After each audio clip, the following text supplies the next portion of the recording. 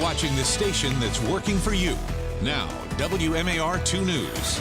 I'm Christian Schaefer with your WMAR 2 News update. More than 7,000 students could be changing their schools in Howard County. Last night, dozens of parents attended a meeting about the school board's redistricting plan. School board members say they're trying to relieve overcrowding in some of the Howard County public schools and also balance socioeconomic factors during this redistricting process. Many parents at this meeting said they don't want to see their kids moved from the schools they attend right now. That board then wants to disrupt these families' visions that they bought into. I think it's deeply damaging and deeply offensive from the perspective of what officials owe their constituents, and deeply offensive to what people rightfully expect when they move into and join a community. This is the first time in 30 years they have attempted to desegregate schools to this extent, and I think that should be supported. I think there should be tweaks. I think people are overreacting. There's no plan being voted on yet. Here's how it's going to go. Got hearings in the Howard County Board of Education about this redistricting process. That'll start September 17th. So not this Tuesday, but next Tuesday. The board is expected to vote on a final plan on November the 21st. City, state, and federal authorities are forming a new task force to try to reduce violent crime in Baltimore City, and it's a mouthful, the Baltimore Organized Crime Drug Enforcement Task Force Strike Force. The Task Force Strike Force will be aimed at breaking up crime rings, connecting violent crimes rooted in gang activity. It's made up of officials from 18 different agencies, including the FBI. Top officials from many of those agencies were there for the announcement, with the U.S. Attorney for Maryland, Robert Hur. Baltimore City Mayor Jack Young was not there. Baltimore County will be handling the funding for the task force and then reimbursed by the federal government. When asked why he wasn't there and why the city was not chosen to manage the program, we did not hear back from Baltimore City Mayor Jack Young. City Council President Brandon Scott holding his final town hall meeting tonight. He says he wants to try to bring more transparency to the city government over the next year, and he'd like to hear from city residents about his proposals. They got the meeting tonight at 6:30 in Northwest Baltimore, the Jewish Community Center of Greater Baltimore, up on Park Heights Avenue. This weekend, you can watch 6 high school teams from Baltimore City go head-to-head in the first ever Kickoff Classic. Coincides with the start of the NFL's regular season this weekend. Kickoff Classic Saturday afternoon, Poly's football field, Lake Clifton taking on Carver at 1 o'clock, followed by Patterson against City College at 4, and then Dunbar against Mervo at 7 o'clock. Tickets are $10. We got a link on where you can buy those on the website right now, WMAR2news.com.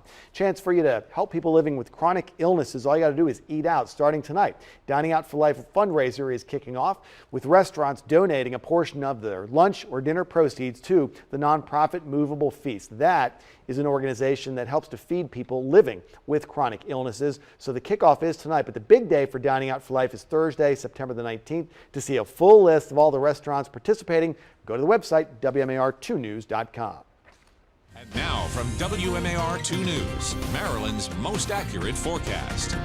Happy Thursday, everyone. On this Thursday, we're getting closer to Friday, but we do have to talk about Dorian. The clouds are already here from Dorian, and temperatures are going to stay below average today because of Dorian as well. We did have a cold front that moved through. I'm going to show you that in a matter of moments. But in the meantime, we take it down off to the south. That's where our eye is. That's where Dorian is at this point. Category 3 hurricane. The wind sustained at about 115 miles an hour, moving to the north at about 8 miles an hour. But do you see that yellow box there? Tornado watch in effect, and that's what happens with landfalling systems, tropical systems. They can spin up some tornadoes, and that's the possibility in that area as they go through the rest of today. The tropical trouble is going to continue as we go throughout the day, as this again moves on off to the north-northeast at about 8 miles an hour. The satellite view showing this getting its act together. It's strengthening a little bit more, and as the days come in here, we'll start to see this maybe go back down to a Category 2 hurricane, but still that is going to be a formidable hurricane as it continues up the coast. With up the coast, we do have plenty of alerts to talk about. So hurricane warnings for the Carolina coast at this point, but we here in Maryland are dealing with the tropical storm watch. You can see the areas here shaded in the yellow coloring. So again, we will have tropical storm conditions in the next several hours or so into tomorrow. As we continue across the area, especially across the beaches and the coast, that's where we'll have the highest impacts of the wind. But even around Baltimore, we will be dealing with some windy conditions, some breezy conditions gust up to about 25, 30 miles an hour as we head into your tomorrow. We can see what's happening as we go into tomorrow morning.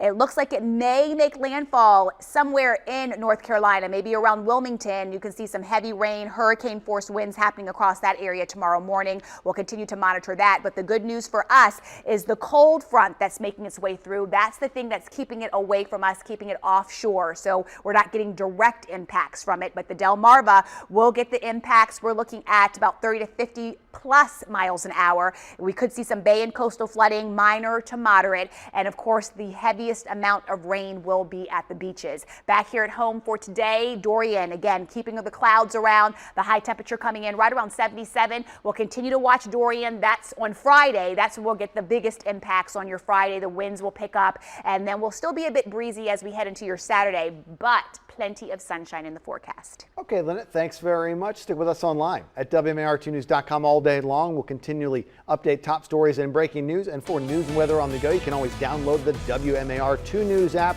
It's got live radar, and you can set up breaking news alerts to come straight to your phone or tablet. Thanks for watching. I'm Christian Schaefer. This WMAR 2 News update is sponsored by Jones Junction.